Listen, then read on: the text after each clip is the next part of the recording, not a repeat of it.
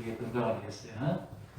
내가 어느 날 차를 빼고지 이 주변을 한번 이렇게 운행할 때가 있었으면 오는데 갑자기 여자분 한 분이 신호등을 건너자마자 열심히 뛰어가더라고요. 그래서 저 여자분이 왜 저렇게 열심히 뛰어가는가 열심히 봤더만 진로소가 있어 줄 섭니다.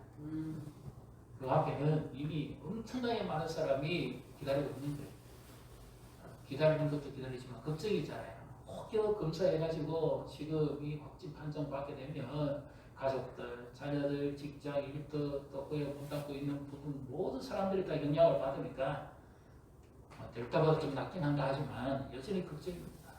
지금 우리는 이런 상황입니다. 특히 우리 지금 학년기 아동들, 미취 아이들은 학원, 학교, 여러 저쪽 지금 이 아이들이 매개체가 돼가지고 이렇게 지금 우리의 건강을 위협합니다.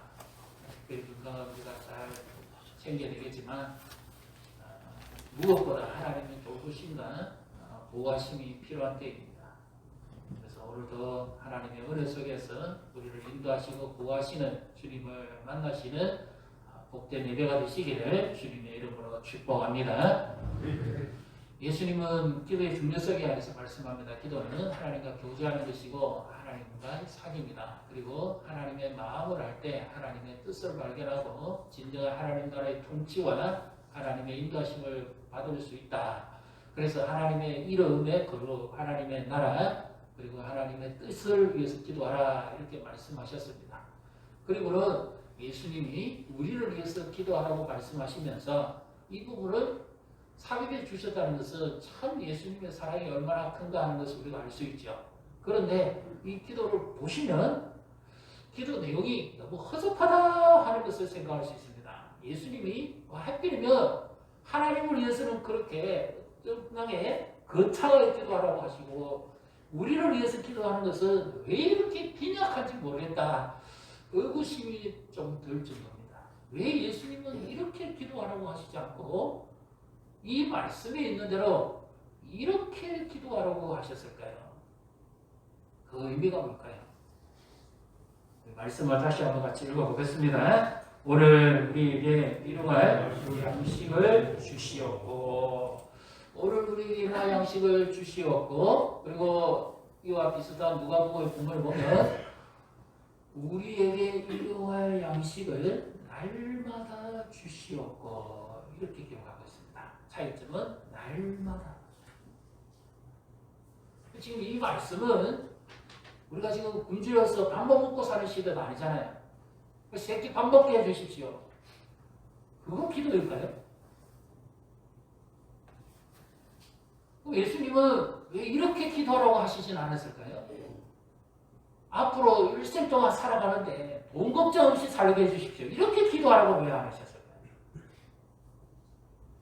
우리의 자녀와 자손 대대로 먹고 살게 해주십시오. 왜 이렇게 기도하라고는 하시지 않고 고작 기도를 오늘 우리에게 일용할 양식을 달라고 이렇게 기도하라고 하셨을까요? 예수님이 능력이 없어서 날마다 우리는 구해야 됩니까? 미래적인 책임을 줄 수 있는 형편이 안 되기 때문에 그래서 예수님이 이렇게 기도하라고 하셨을까요? 가장 대표적인 모델이 구약에서 이스라엘 백성들이 출애굽에서 광야에 나왔을 때 40년 동안 그들은 날마다 하나님 주시는 양식을 먹었죠. 만나를 먹었죠. 이 만나를 1일부터 5일까지는 매일 일용할 양식입니다. 그날 먹을 양식이죠. 하늘로부터 내리는 양식. 그런데 여섯째 날에는 이틀 분량의 양식을 내려주십니다. 왜냐하면 안식일을 기록하여 거울기 지키도록 하시기 위함이었죠. 그래서 그날에는 수고도 안 하고 애도 쓰지 않아도 그 이미 주어진 그 양식을 먹으면 됩니다. 그런데 다른 날에는 그날 내린 음식을 다 먹지 않으면 벌레가 생기고 상하고 곰팡이가 펴서 사람을 해롭게 했습니다. 남겨두면 안 돼요. 그런데 여섯째 날에는 여섯째 날 거 먹고 일곱째 날 것을 남겨두도 벌레가 생기지 않습니다. 상하지도 않고 조금 더 줄어들지도 않습니다. 똑같습니다. 그래서 이 광야 시대에 하나님께서 그 백성들에게 날마다 하나님이 공급해서 먹여주셨다 하는 것을 시청각적으로 그들의 삶 속에서 체험하면서 살도록 했죠. 하나님이 우리의 공급자다라는 사실을 믿으시기를 바랍니다. 그럼 예수님은 이와 같은 말씀을 많이 하셨어요. 나는 하늘로부터 산떡인데 모세 때에 그 백성들은 날마다 일용할 하늘로부터 내리는 이 만나를 먹고도 죽었다. 그러나 나는 하늘로부터 내려온 생명의 떡이기 때문에 나를 먹는 자는 줄이져도 뭐 결코 않을 것이고 죽지도 않을 것이다. 그렇게 말씀하셨습니다. 그렇기 때문에 예수님은 일용할 양식을 날마다 구하라고 그랬을 거예요. 영생을 또 이미 먹였으니까. 여기에 중요한 해석이 하나 필요합니다. 초대교회 시대에 복음이 전파되어지고 그리고 이어서 이제 우리가 잘 아는 중세 시대로 들어갈 때 교부까지 우리가 잘 아는 오리겐이라든지 그리스도미라든지 어거스틴이라든지 이런 사람들은 어떻게든지 주님을 더 가까이 하는 것이 이것이 일용할 양식이다 그랬습니다. 왜? 예수님이 나는 하늘로부터 산떡이라고 그랬으니까 날마다 예수님을 먹고 마시고 교제하는 것 이것이 우리에게 가장 필요한 양식이라고 생각해서 그래서 예수님이 오늘날 우리에게 일용할 양식을 주시옵고 하는 것은 예수님을 더 가까이 그리고 날마다 생명 양식을 먹으라고 하는 이런 식으로 해석을 했습니다. 그래서 경건주의가 일어나고 수도운동이 일어날 때 그들은 이 세상을 떠나서 항상 하나님 가까이 가시는 것이 그들의 특징이기 때문에 기도하고 금식하고 묵상하면서 살았죠. 유대 광야에도 곳곳에 이 수도원들이 많습니다. 사제들이 많습니다. 그들은 전부 하나같이 기도 생활하는데 그들의 특징이 있었습니다. 그래서 일용할 양식이라는 것은 날마다 주시는 하나님의 영의 양식 그리고 예수님을 먹고 마시는 것 이것으로 해석을 했습니다. 그런데 종교개혁자들은 그것만 가지고는 예수님이 그러면 그때 날마다 양식을 날마다 구하라고 하실 이유가 있었을까? 여기에 집중하다가 루터는 여기 그 해석을 조금 다르게 합니다. 날마다 우리에게 필요한 영의 양식도 있어야 되지만 우리가 살아가는 데 필요한 생활의 양식도 있어야 된다. 그래서 밥 3끼 먹는 그것만이 아니고요. 그 광범위하게 해석합니다. 우리가 하루 동안에 살아가면서 보장받아야 될 생활의 기본권을 여기에 포함시킵니다. 일용할 양식이 사람마다 분량이 다릅니다. 어떤 사람 3끼 먹는 사람이 있고 어떤 사람 5끼 먹는 사람이 있어요. 여자분은요. 신체가 그렇게 크지도 않은데 초밥을 240개를 먹습니다. 먹방이라는 유튜브를 해가지고 지금 1년에 수억을 벌어들입니다. 근데 그분의 특징이 뭐냐면 우리는 먹으면 질리고 배가 불러가지고 못 먹는데 그 여자분은 먹으면 헉이 진다. 잠이 안 자요. 먹을수록 배가 더 고프죠. 이게 쪽벌어져요. 그 사람이 이런 양식을 보면 밥이 얼마나 먹겠습니까? 그러니까 예수님이 말씀하신 것은 새끼 밥을 말하는 것이 아니라 우리가 하루 동안의 생활에 필요한 안전과 그리고 건강과 돌봄과 생활에 필요한 모든 것을 여기에 다 포함시켜야 됩니다. 하나님께서 우리를 지키시고 보호하시는 분인 줄 믿으시기를 바랍니다. 그래서 칼빈은 여기서 더 해석합니다. 이뿐만 아니라 쾌락이 아닌 탐욕이 아닌 하나님을 날마다 의지하고 섬기겠으니 하나님께서 우리에게 필요한 하루의 모든 것을 다 공급해 달라고 그렇게 기도하라고 예수님이 가르치셨다. 그렇게 말씀합니다. 그러면 이 기도는 그냥 밥 양식을 위해서만 먹는 기도가 아니죠. 우리의 생활과 우리의 신앙과 모든 것에 필요해서 공급되어지는 것이 다 하나님께로부터 온다는 것을 실감하며 고백하며 살아가도록 주님께서 지금 가르치시는 거죠. 그래서 저 아무리 최소의 기도를 안 해도 하루 3번은 새끼밥 먹을 때 뭐합니까? 기도합니다. 감사하며 기도하죠. 중고등학교 학교 다닐 때는 애들 놀린다고 내놓고 기도를 못합니다. 그래서 어떤 애는 이러면서 밥 먹는 거예요. 그래도 최소한 하루 3번은 기도하잖아요. 주님께서 날마다 하나님 아버지를 의지하고 살아라고 하는 그 중심에서 이 기도문을 가르쳐 주셨다는 거예요. 하나님 우리의 필요를 다 아시잖아요. 그럼에도 기도하라고 하신 것은 왜일까요? 우리 8절 다시 같이 읽습니다. 그러므로 그들을 본받지 말라. 구하기 전에 너희에게 있어야 할 것을 하나님 너희 아버지께서 아시느니라. 그래서 하나님이 이미 다 알고 계신다는 거죠. 모르면 우리가 계속해서 알도록 요청해야 됩니다. 우상의 차이점이 뭡니까? 무속 정도의 차이점이 뭡니까?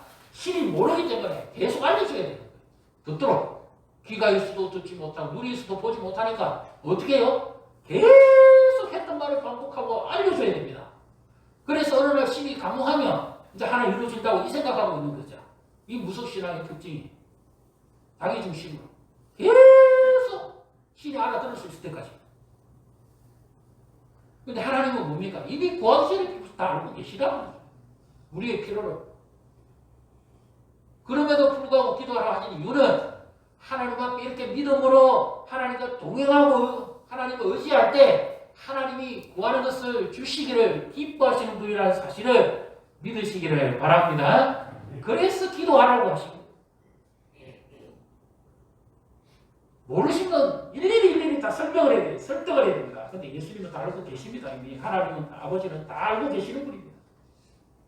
그래서 우리가 이 찬양을 한번 같이 안 불러주면 좋겠습니다.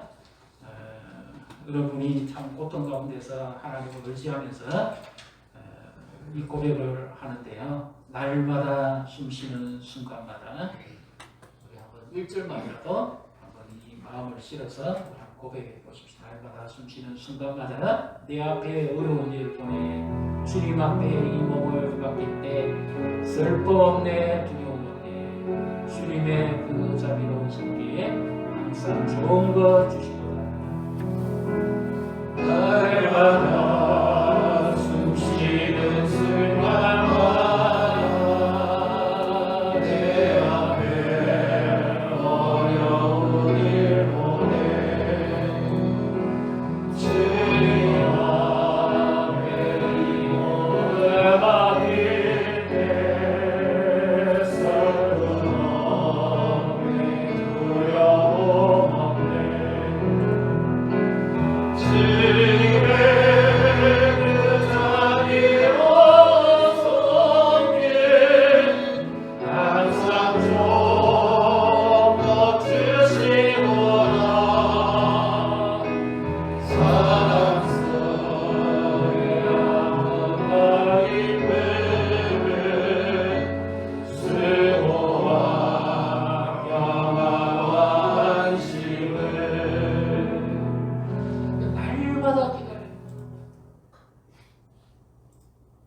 날마다 우리의 건강을, 날마다 우리의 안전을, 날마다 우리의 생활권을, 날마다 우리의 보호를 위해서 기도하라.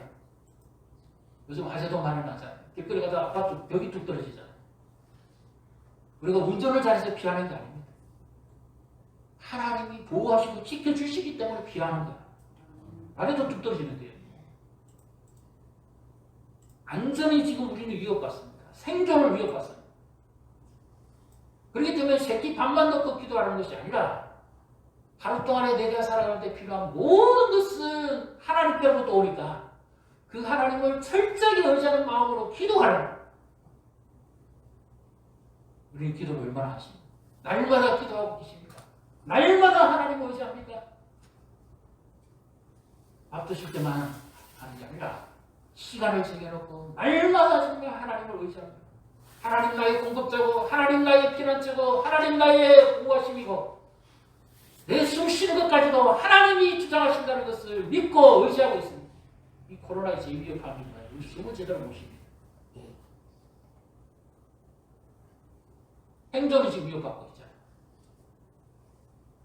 자영업자들, 특히 이 영업하시는 분들, 그 다음에 우리 학원 아이들 가르치는 분들 지금 이 아이들이 지금 계속해서 지금 고통을 당하고 있잖아요. 어른들은 백신 접종을 했지만 이 아이들은 아직까지 그것도 못했잖아요. 늘 고통당합니다. 그리고 이 부모들이 늘 두렵습니다. 지금. 이런 때에 우리에 무슨 힘이 있습니까? 개인적으로도 철저하게 신경을 쓰고 지침 대로 해야 되겠지만 근원적인 것은 하나님이 보호하신다는 것을 믿고 하나님의 돌보심을 믿고 믿음으로 하나님과 동행해야지.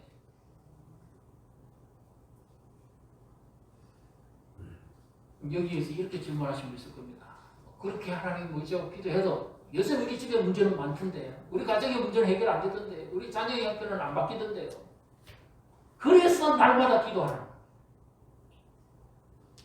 내 몸이 빨리 안 나와도 날마다 기도하는 거예요. 날마다. 오늘 하루의 건강을 하나님 주실 것이고 오늘 하루의 생명을 하나님 주실 것이고 오늘 하루의 안전을 하나님이 주실 것이고 오늘 하루의 보호를 하나님이 주실 것이니까 오늘 하루가 하나님의 손에 있다. 요즘 살기가 어렵습니다. 힘듭니다. 뉴스를 보셨거나 소문 들으신 거 아십니다. 우리 교회 여기 앞에 공영주차장에 불탄차가 한 대 있습니다. 삶이 너무 힘들고 어려서 그런지는 모르겠는데 갑자기 자동차에서 화재가 나서 사건이 발생했습니다. 이 주변에 일대에 마땅한 CCTV가 없고 차량 블랙박스도 시간 지나면 다 봐버리잖아요. 그래서 유일하게 찾은 데가 우리 교회입니다. 경찰이 한 새벽에 일어나가지고 CCTV 좀 보여달라니까 얼마나 당황했겠습니까? 순간적으로. 그 CCTV를 2시 반 동안 봤습니다. 다른 데는 단서가 없어요. 교회 CCTV에서 유일하게 단서를 발견했어요.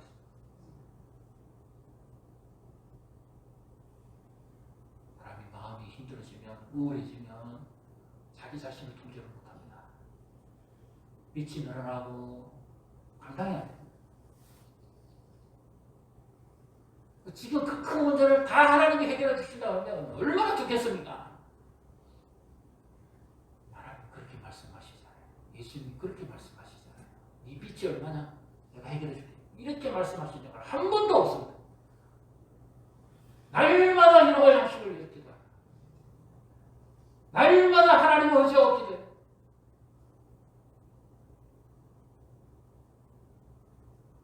모든 것이 하나님께로부터다.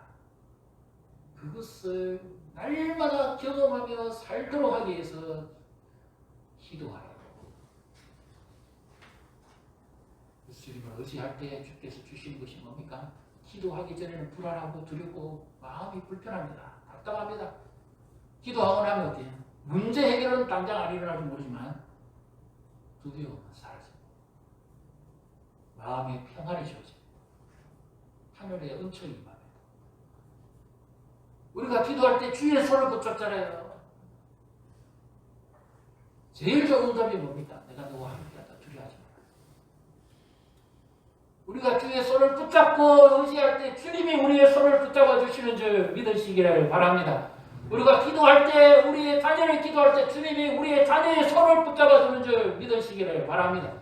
걱정하지 마라. 내가 함께할게. 기독교 심리를 하고 지금 이 원래들은 참 많은 이런 도전을 주는 사람이요. 자기 인생이 왜 그렇게 힘들었는지 정말 그때는 가난 때문에 울고 몸이 아파서 울고 교육한 건 여건이 제대로 갖추지지 않아서 서럽고 울고 막 그랬답니다. 그래 자기 인생은 왜 이렇게 힘들게 살고 왜 이렇게 찌질하고 왜 이렇게 가난하고 왜 이렇게 서럽고 왜 이렇게 눈물이 없이는 못 살까? 한때 하나님 원망하기도 하고 부모를 원망하기도 하고 막 그랬대요. 왜 좀 좋은 집에 태어나게 해주시지 하나님이 계시다면 좀 더 좋은 여건에서 태어나게 해주시고 공부 잘하고 유학 가서 좀 정말 더 이 영향 있는 삶을 살아갈 수 있도록 해주시면 하나님도 좋고 나도 좋고 다 좋단 말이죠. 그렇게 원망도 했대요. 그리고 집안에 또 병든 자도 있으니까 수발도 들어야 되고 그것 때도 지치고 힘들고 그랬대요. 나중에 이분이 이제 공부를 마치고 자기가 이 사역을 하면서 상담할 때마다 느끼는 것이 있어요. 뭐냐? 자기가 안 당해봤으면 그 심정을 모른다는 거예요. 아픈 자를 수발 안 해봤을 사람은 아픈 자를 상담해 줄 수가 없다는 거예요. 그 가족을 상담해 줄 수 없다는 거예요. 가난에 찌들어갖고 찌질하고 눈물 흘리는 그 경험이 없었으면 물질 때문에 울고 불고 하고 자살 충동을 느끼는 사람을 만나줄 수가 없다는 거예요. 그냥 들어만 주지. 그래서 하나님께서 이미 자기의 삶 속에서 가난 속에서 실패 속에서 찌들어진 그 눈물 속에서 지나오게 하시면서 그의 미래를 하나님이 다 이미 준비하신 거예요. 이 낮은 자를 어디에 쓰시려고? 하나님께서 미리 그런 시간들을 철저하게 체험하며 하나님을 의지하게 하니까 자신을 통해서 하나님이 일을 하시는데 상처받은 자가 치유되어지고 아픈 중에 있는 자들이 위로받고 고통 중에 있는 자들이 회복되고 가난한 자가 소망을 가지게 되고 무엇보다도 그런 쪽에서 복음이 전파되어지니까 막심한 영혼들이 회복되는 거예요. 이 모든 인생까지 우리의 자녀들의 미래까지 하나님은 다 생각하시고 책임지시는 분인 줄 믿으시기를 바랍니다.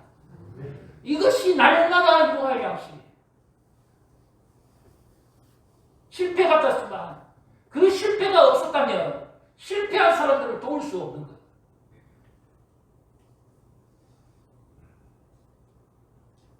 내가 아파야 하지만 아픈 사람의 마음을 헤아릴 수가 있는 겁니다.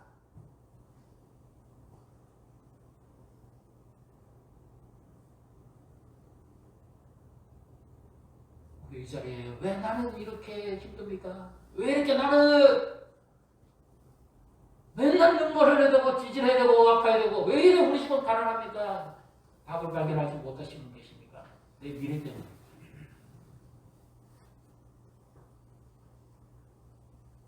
하나님 나를 그렇게 쓰시고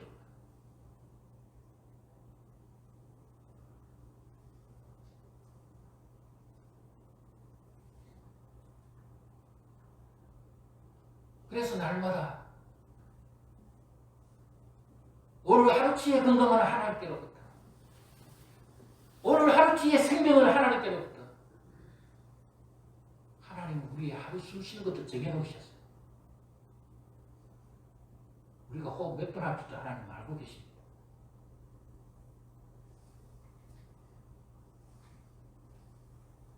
오늘 하루치의 안전과 오늘 하루치의 건강도 하나님은 보장하십니다.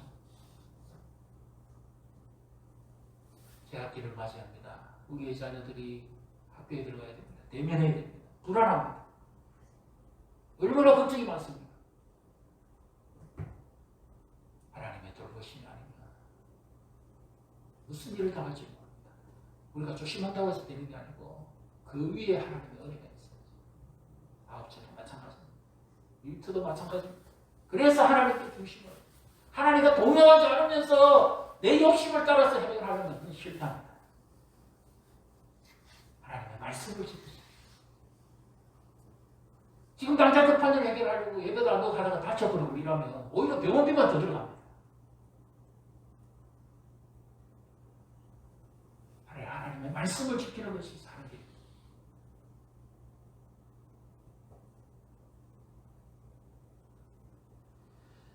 뜻을 정하십시오.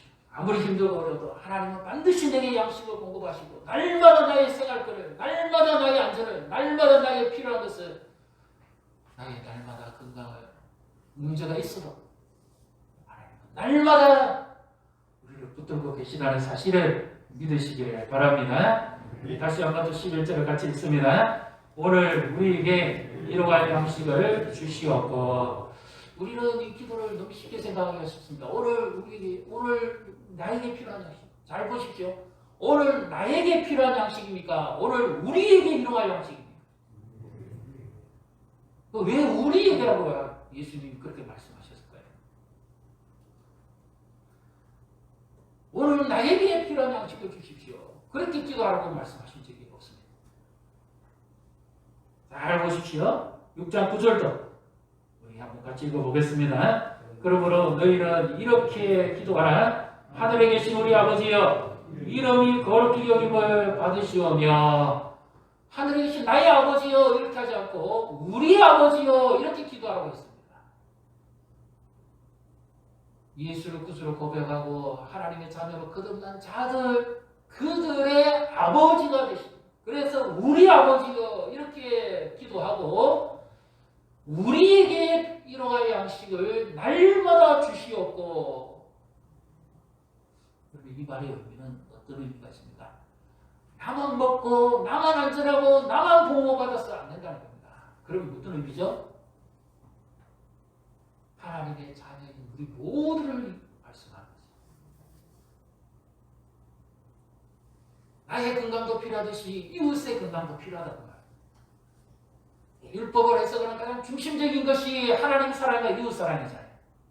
그러니까 나는 먹고 배부른데 이웃은 굶주리게 하면 이것은 아니다고 말해요. 기아대책이라는 단체가 있죠. 먹지 못해서 기아선사에서 거리가 죽어가는 그 아이들을 안타까이 여겨서 단체에서 후원을 받아가지고 아프리카 오지에 있는 아이들을 보내고 먹이고 살립니다. 우리는 하루 3끼 먹는데 지장 없어요. 근데 그 아이들은 하루 한 끼 먹는 것도 힘듭니다. 기적입니다. 우리 한 끼 먹는 것이 그들의 한 달 먹는 양식의 비용값입니다. 그렇기 때문에 우리의 안전과 우리의 양식과 우리 나만의 양식이 아니라 우리 모두의 양식이 공급되게 해달라고 기도합니다.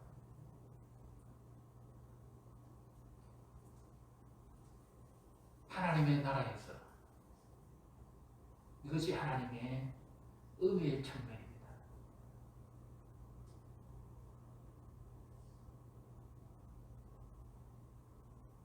나 혼자 안 끊는 것으로서 끝나는 것이 아니라 우리 지역을 넘어서 우리 나라를 넘어서 전 세계 제3국가의 오지에 선교 오지에 떨어져 있는 그 불쌍한 영혼들 그들도 먹게 하는 것입니다.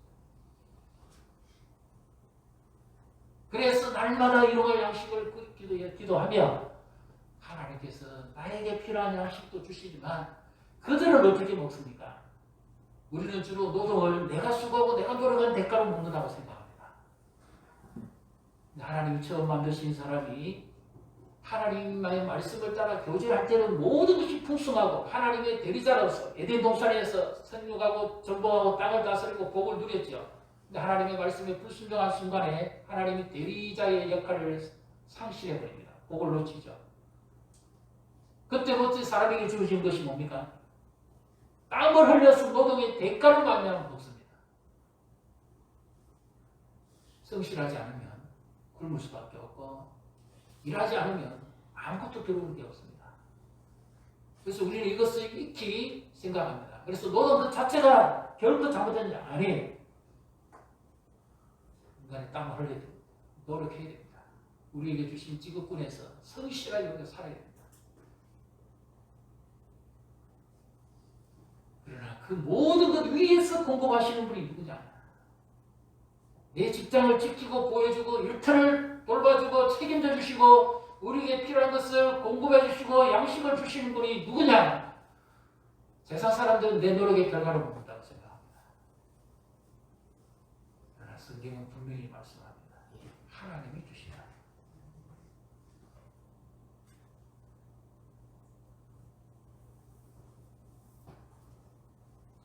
여기에 좀 더 학대적인 해석을 해볼 필요가 있습니다.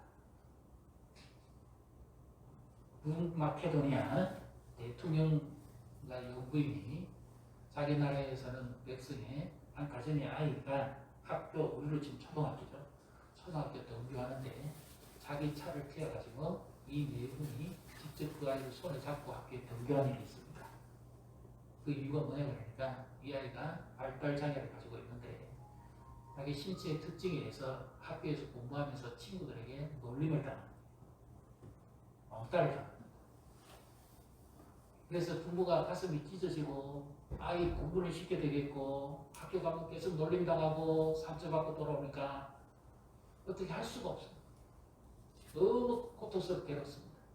이 소식이 어떻게 알려졌는지 대통령이 이 소식을 듣고 직접 그 아이에게 찾아와서 그 아이를 차에 태워서 학교에 등교시킵니다. 그러면서 그 대통령이 이런 말을 했습니다. 이 땅에 있는 모든 아이 중에 신체적 특징으로 소외되면 안 되고 양육권과 평등권은 공평하게 제공되어야 되고 그 아이가 자라는 동안에 필요한 환경도 똑같이 제공되었어야 된다. 이것이 넓은 의미에서 주님께서 가르치시는 일용할 양식입니다. 교육 환경을 누구도 침해해서는 안 되고 똑같이 제공받아야 돼요. 예수님이 가장 대표적으로 하신 것도 역시 평등이잖아요. 대신 차별하시지 않습니다.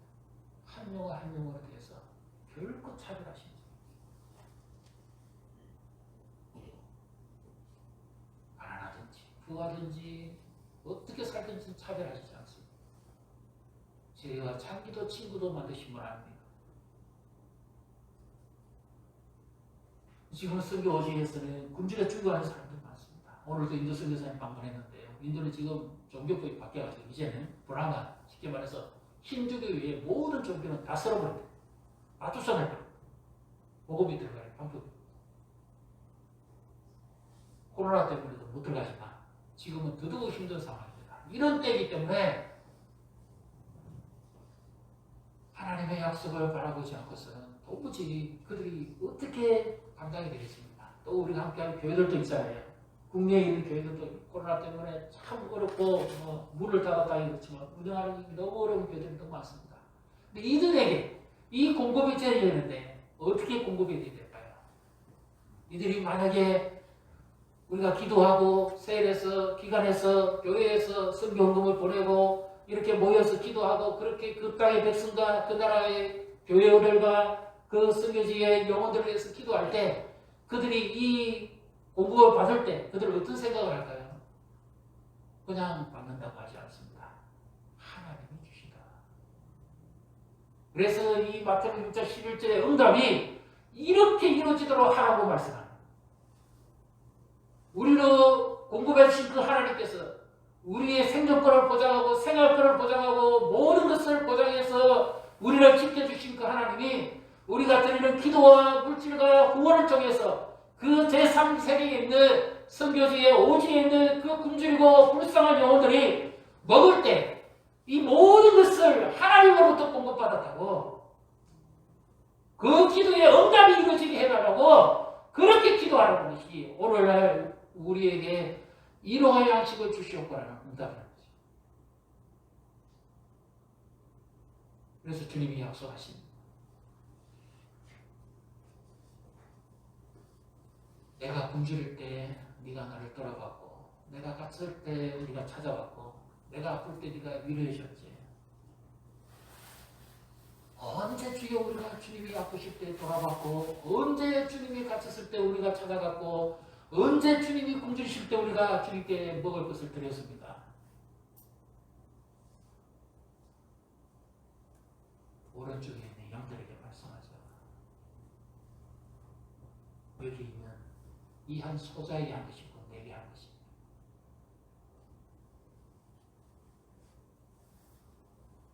반대로 왼쪽에 있는 영서에게 주님이 말씀합니다. 내가 줄일 때 너희들이 돌아보지 않았고 내가 아플 때 너희들이 찾아오지 않았고 내가 굶주릴 때 너희들이 먹을 것을 주지 않았고 언제 우리가 주님이 굶주리실 때 드리지 않았고 갇혔을 때 돌아보지 않았고 아플 때 위로하지 않았습니까? 여기 있는 이 소자에게 하지 않은 것이고 내게 하지 않은 것이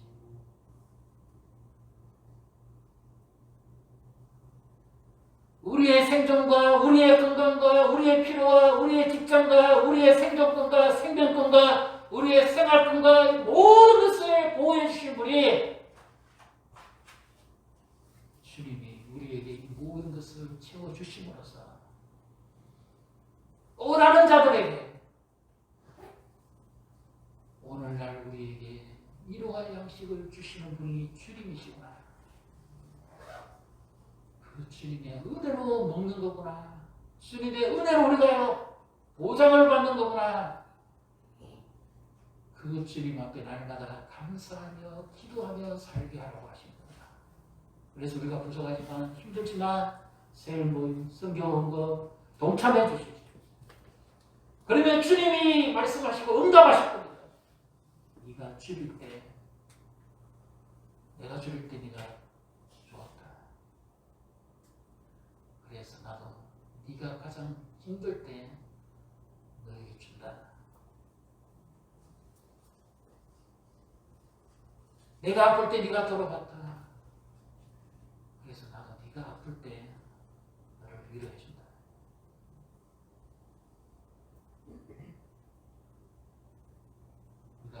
내가 갇혔을 때 나에게 찾아왔다. 그래서 아무도 찾아오는 이 고독하고 외롭고 전문화적인 상황에 내가 너를 찾아온다. 이와 같은 하늘문이 열리는 우리의 모든 필요를 공급하시고 채워주시고 우리에게 일용할 양식을 주시는 주님의 복을 누리시기를 주님의 이름으로 축복합니다. 네.